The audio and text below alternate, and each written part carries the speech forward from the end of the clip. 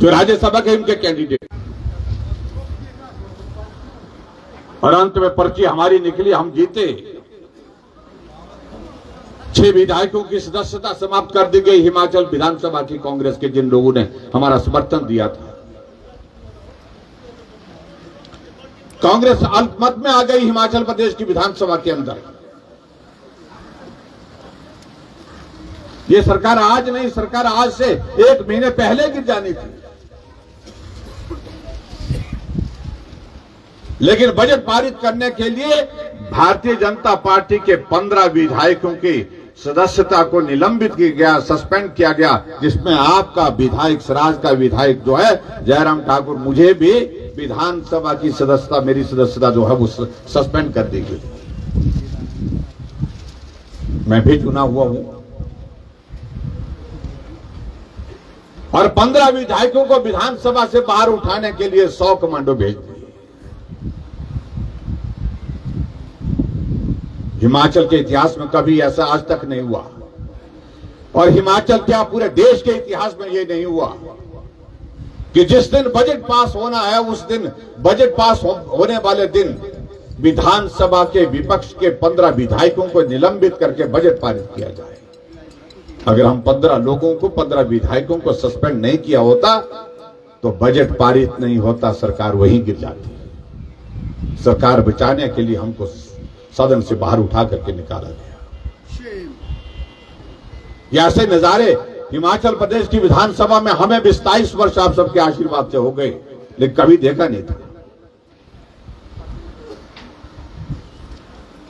और उसके बाद और आगे बढ़कर के हालात इस कदर हो गए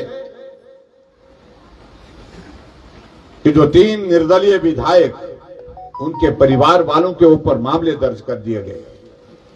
उनको धमकियां दी जा रही है, आओ नहीं तो तुमको भुगतना पड़ेगा। तीनों विधायकों ने बात की कि ऐसे हालात में हम कांग्रेस के साथ तो नहीं जा सकते, जिस तरह की जलालत और जिस तरह से बदतमीजी, जिस प्रकार की दबाव की राजनीति वो हमारे ऊपर करना चाहते हैं, हम नहीं करना चाहते हैं। तो फैसला उन्होंने तय किया कि हम भी विधानसभा की सदस्यता से ही त्यागपत्र दे देते हैं। आप कल्पना करो हालात क्या बने। एक विधायक चुन करके जाता है 5 वर्ष के लिए, वो यही सोचता है कि 5 वर्ष तक तो मैं विधायक हूं। लेकिन यहां विधायक 5 वर्ष के लिए चुना जाने के बावजूद भी 15 महीने के बाद वो अपना त्याग पत्र देने के लिए विवश हो जाता है। ये हालात हिमाचल प्रदेश में आज की तारीख में हुए। और उधर से राजनीति क्या हो रही है, त्याग पत्र दे करके रखा है विधायकों ने, लेकिन विधानसभा के अध्यक्ष विदेश के टूर पर चले गए, त्याग पत्र स्वीकार नहीं कर रहे। वो यही चाहते हैं कि हिमाचल प्रदेश में जो ये लोकसभा के चुनाव और विधानसभा के उपचुनाव साथ हो रहे हैं, उसके साथ ये 3 चुनाव ना हो जाए। अगर 3 चुनाव हो गए तो सरकार कांग्रेस की चलती हो जाएगी, निकल जाएगी, सरकार नहीं बचने वाली। हम तुम्हारे साथ हैं, जयराम ठाकुर आगे बढ़ो, हम तुम्हारे साथ। हम आपके बीच में इस बात के लिए आज खास तौर से हम कार्यकर्ता, प्रमुख कार्यकर्ता यहां पर आए, आप सबके बीच में इसी बात को कहने के लिए आए। ये मात्र लोकसभा का चुनाव मत देखिए, ये लोकसभा के चुनाव का ही लक्ष्य नहीं है। ये चुनाव वही चुनाव है जो आपने 15 महीने पहले चुनाव लड़ा था, उस तरह का चुनाव है। क्योंकि इस चुनाव का जब परिणाम निकलेगा, सरकार 1 नहीं 2 बनेंगी। दिल्ली में नरेंद्र मोदी जी प्रधानमंत्री बनेंगे 3री बार, और हिमाचल प्रदेश में भारतीय जनता पार्टी की सरकार बनेगी।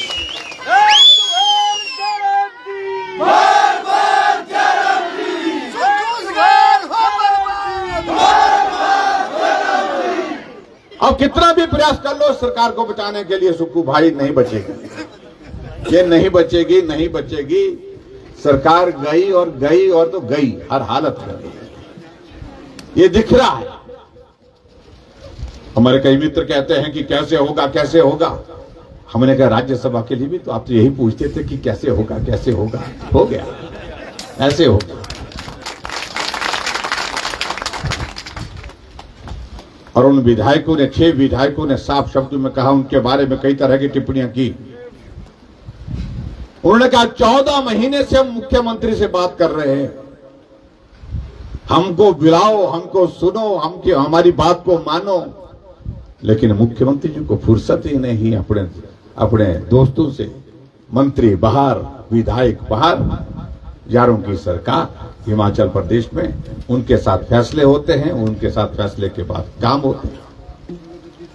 मैं व्यक्तिगत रूप से कुछ नहीं कहना चाह रहा हूं, लेकिन 6 के 6 विधायकों ने तय किया कि आप अच्छा नहीं कर रहे, विधायकों को जलील करना उचित नहीं होगा, और बार बार जलील करेंगे तो हम अपना रास्ता निकालेंगे। और विवश होकर के जब राज्यसभा की सीट के चुनाव की बात आई तो कांग्रेस के विधायकों ने कांग्रेस का जो पोलिंग बूथ लगा हुआ था राज्यसभा के वोट के लिए, जो इलेक्शन एजेंट था वहां पर, उसको वोट दिखा करके ये कहा कि ये 14 महीने में जिस तरह की जलालत आप लोगों ने हमारी की है, उसका परिणाम ये है, हम कांग्रेस के विधायक भारतीय जनता पार्टी के कैंडिडेट को वोट दे, दिखा करके वोट दिया। इसलिए ऐसा नहीं है कि चोरी छुपे वोट दिया।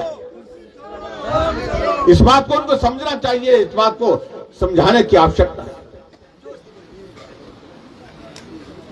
और जब से ये हुआ है उसके बाद विधायकों की कदर ये हो गई कि विधायकों के लिए 25-25 कमांडो लगा दी गए हैं। कांग्रेस के विधायक आगे जाते हैं, पायलट लगी है। हमने कहा खतरा क्यों हुआ है? बोलते खतरा बहुत बढ़ गया है। बोलते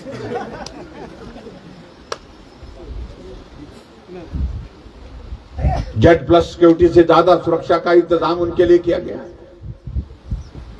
रात को उनको पूछ करके उनके वहां पर जाकर के वो गाड़ी भेज करके चेकिंग हो रही है कि नहीं है। ये हालात हिमाचल प्रदेश में आज से पहले कभी देखने को नहीं मिले थे, लेकिन देखने को मिले। अब भाई और बहनों, मेरा आप सबसे ये,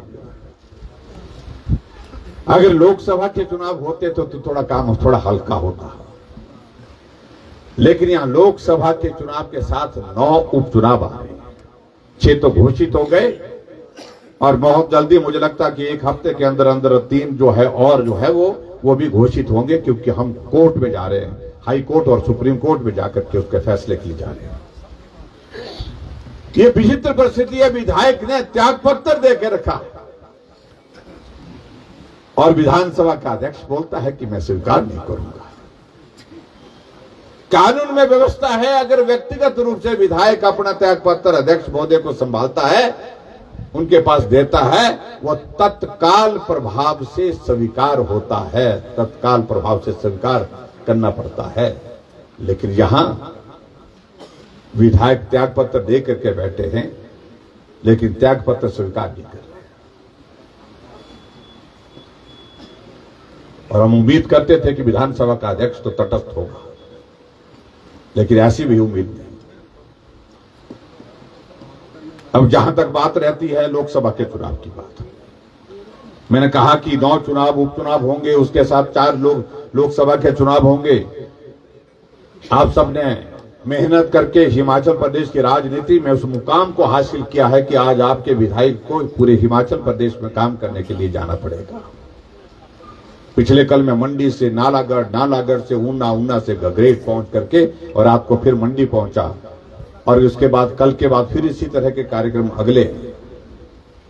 तो आखिरकार हमने कहा कि अपने जिम्मेवार साथियों के साथ आज बात कर लेते हैं, जो संभालते हैं इस विधानसभा क्षेत्र को, हमारी गैर मौजूदगी में भी, गैर हाजिरी में भी संभालते हैं।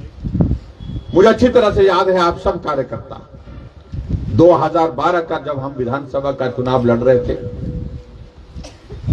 कितनी जिम्मेवारी के साथ आप लोग काम करते हैं। चुनाव हुआ, चुनाव के परिणाम का बीच में जो बहुत बड़ा अंतर था, सब साथियों ने कहा कि आओ पंडो चलते हैं, पंडो में बैठ करके थोड़ा जमा जोड़ करते हैं। सभी पोलिंग बूथ के साथियों को कहा कि आप अपने अपने पोलिंग बूथ की बैठक करके आकलन करके लाओ, हमको कितने पड़ेंगे, कांग्रेस को कितने पड़ेंगे, कितने वोटों से हम जीतेंगे। और सारी चीजों को लेकर के जब वहां पर बैठे और मैं सच कह रहा हूं, मैं उदाहरण देता हूं पूरे हिमाचल प्रदेश में जाकर के इस बात का, कि जब वहां पर सारा आंकड़ा जमा किया गया और उस आंकड़े को हमने जब रखा अपने पास, और जिस दिन परिणाम निकला, जितने वोट आप लोगों ने कहा कि इतने वोट पड़ेंगे, 90 वोट का फर्क था उस चुनाव के इसमें। आप कल्पना कर सकते हैं इसका मतलब क्या है। इसका मतलब है कि आपने वो काम किया, पोलिंग बूथ के अध्यक्ष को जो जिम्मा है उसने अध्यक्ष की जिम्मेवारी निभाते हुए मेरे वोट कितने हैं, कितने वोट पोल हुए, कितने वोट रह गए, मेरे पार्टी के लोग कितने वोट लाने में सफल हुए, सारी चीजों को लेकर के बूथ के पालक ने अपनी जिम्मेवारी निभाई, बीएलए ने अपनी भूमिका निभाई, इसलिए आप सबको यहां पर आज बुलाया। और उसी तरह से आगे बढ़कर के 2017 का जब चुनाव हुआ तो भी हमारे आकलन जब हुआ था, वो आकलन भी बिल्कुल स्टीक बैठा, लगभग 150 वोट का डिफरेंस उसमें आगे पीछे का था। लेकिन जो आंकड़ा दिया गया था चुनाव के वोट पड़ने के पश्चात, हमारे पार्टी के जिम्मेवार साथियों ने, जो पोलिंग बूथ पर काम करने वाले आप लोग हैं, उसी आंकड़े के आधार पर हमारी जीत हुई है। और आगे बढ़कर के मैं इस बात को भी मैं कहता हूं, अब की बार मैं अपने विधानसभा क्षेत्र में विधानसभा के चुनाव के दिनों में नहीं आ पाया। सारा काम आप लोगों ने संभाला, सारा काम आप लोगों ने किया, और आप लोगों ने एक बात कही थी कि हमारी जीत 35,000 वोट से ऊपर होगी। जब आप लोगों ने आंकड़ा दिया था, मैंने कहा यार इस आंकड़े को बताना मत बाहर, ये आंकड़ा कोई आज तक हासिल नहीं कर पाया। 35,000 से ऊपर का आंकड़ा आप लोगों ने दिया। और जब चुनाव के बाद सभी हमारे जो कैंडिडेट पार्टी के प्रत्याशी धर्मशाला में बैठे, सब लोगों ने अपने अपने विधानसभा क्षेत्र का ब्यौरा दिया, वहां पर पार्टी के हमारे केंद्र के अधिकारी भी थे। जब सबने अपना अपना आंकड़ा दिया, उसके बाद लास्ट में मुझे भी पूछा गया भी आप भी तो बताओ। मैंने कहा जी मैं जीत जाऊंगा ऐसा लगता है मेरे को। नहीं, वो तो आंकड़ा बताओ कितने वोटों से जीतेंगे। तो मैं डरते डरते यही कहा कि मैं 18-20,000 वोटों के अंतर से जीत जाऊंगा ऐसा लगता है मुझे।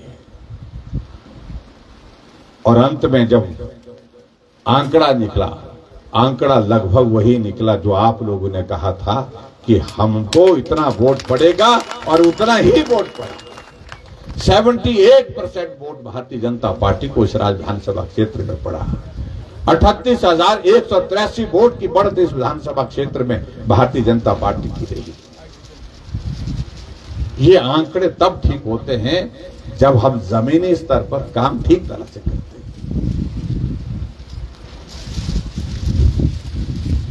आंकड़े गलत तब होते हैं जब हम हवाई बात करते हैं। जिन लोगों ने आंकड़े हवाई में किए, उनके आंकड़े मैच नहीं किए। हमारे आंकड़े क्यों मैच किए? इसलिए किए क्योंकि हमारा कार्यकर्ता समर्पण भाव के साथ समर्पित होकर के बूथ स्तर पर एक आदमी को जोड़ जोड़ करके वोट डालने के लिए आग्रह करता है, जमीनी स्तर पर काम करता है, पार्टी की जीत के लिए काम करता है। इसलिए मैं अपने आप को सौभाग्यशाली मानता हूं। ऐसे कार्यकर्ताओं का समूह मेरे साथ, ऐसे कार्यकर्ताओं का मेरे पास टोला यहां पर मेरे विधानसभा क्षेत्र के अंतर्गत है, जो मेरी जिम्मेवारी को बहुत हल्का कर देता है। और आज मैं आप सबसे विनम्र निवेदन करने के लिए आया हूं विशेष तौर से। बाकी जहां तक टूर की बात है हम करेंगे, क्योंकि अभी आज से भी 2 महीने अभी तक बाकी है। लेकिन मैं एक बात जरूर कहना चाह रहा हूं कि देश में जो पूरी परिस्थिति बनी है, कोई ताकत नहीं रोक सकती है नरेंद्र मोदी जी को देश का प्रधानमंत्री बनने। दीवार पर लिखी हुई बात। मोदी जी को जय श्री राम, जय श्री राम, जय श्री राम। अभी हाल ही में हम राष्ट्रीय अधिवेशन में गए थे दिल्ली, तो प्रधानमंत्री जी ने अपने संबोधन में कहा, आप तो पार्टी के कार्यकर्ता हैं, पार्टी के समर्पित लोग हैं, आप लोगों की इच्छा तो होगी कि भारतीय जनता पार्टी जीते। लेकिन आज पूरा देश कह रहा है जीत होगी तो भाजपा की होगी, प्रधानमंत्री होंगे तो नरेंद्र मोदी।